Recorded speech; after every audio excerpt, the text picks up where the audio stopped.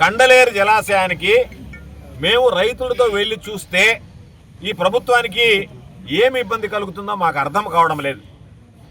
పోలీసుల్ని దారి పొడిగీత టెర్రరిస్టుల్ని పెట్టినట్టు, టెర్రరిస్టుల్ని ఫిల్టర్ చేసినట్టు, సంఘ విద్రోహ శక్తుల్ని ఏదో మామూలుగా జల్లెడ పెట్టినట్టుగా ఎక్కడ పడితే అక్కడ స్పెషల్ పోలీసులు దించి ఉన్నటువంటి మొత్తం జిల్లాలో ఉన్నటువంటి పోలీసులు మొత్తం ఎస్ఐలు, సిఐలు, డిఎస్పీలు అందరినీ ఇక్కడికి తీసుకొచ్చి మమ్మల్ని నిర్బంధించి మేము జలాశయం దగ్గర పోయి వాస్తవాలు మాట్లాడితే వాటిని చూపించి రేపటి వీటి గతి ఏంటి, ఈ జిల్లా రైతుల పరిస్థితి ఏంటి అని చెప్పి మేము చెప్తే అది రైతుల్లోకి పోతుంది.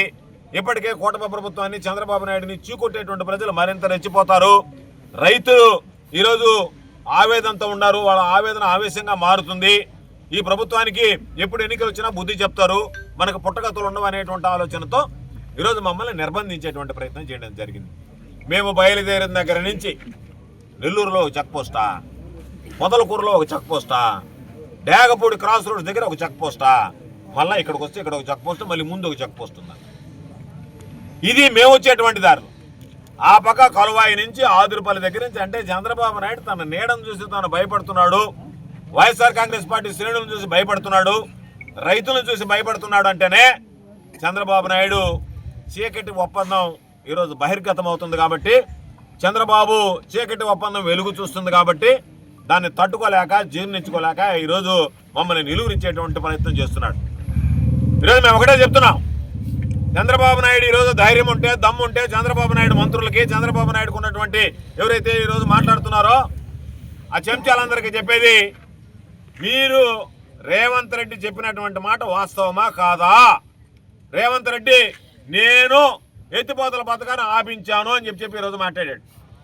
ఆ మాట వాస్తవమా కాదా?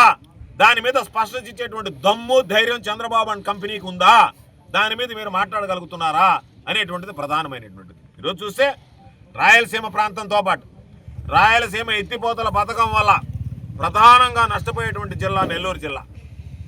ఉమ్మడి జలాశయం శ్రీశైలం తర్వాత ప్రధానమైనటువంటి రెండు అతిపెద్ద జలాశయాలు ఉన్నటువంటి జిల్లా నెల్లూరు జిల్లా.